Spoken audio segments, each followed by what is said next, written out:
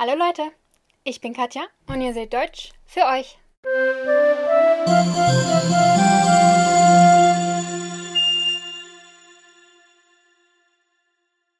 Last week we already peeked at the big topic of conjugations with the present tense forms of the verb sein.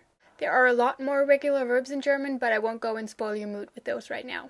Instead, this week's topic will be the conjugation of regular verbs in the present tense. 2 weeks ago, I already told you that all regular verbs, and most of the irregular ones as well, end with an en in their infinitive.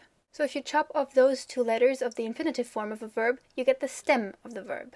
To demonstrate, I picked the verb machen that I already introduced to you 2 weeks ago. But as I said, this works the same way with all regular verbs.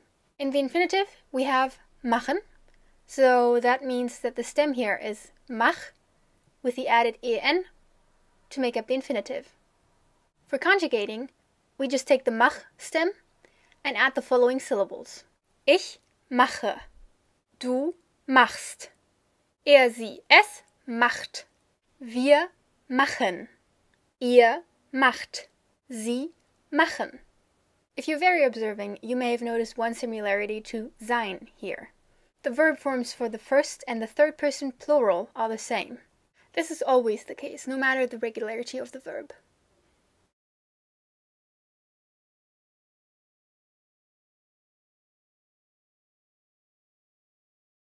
Now we'll get to something I already mentioned a few weeks ago when we were talking about the personal pronouns. When addressing somebody directly, but respectfully, you do that using sie, so the capitalized version of the third person plural. If you want any more background information on this, go here. It is important to know that this is derived from the third person plural, because the verb you're using is conjugated accordingly, even though you're talking to the person and not about them. Since it's technically already the plural form though, it doesn't matter how many people you're talking to respectfully. Could be just your boss, or your new girlfriend's parents, or an entire room full of people that you just don't know. To sum up, when addressing somebody respectfully, just use sie and the according verb form. And do not confuse it with the female version of the third person singular.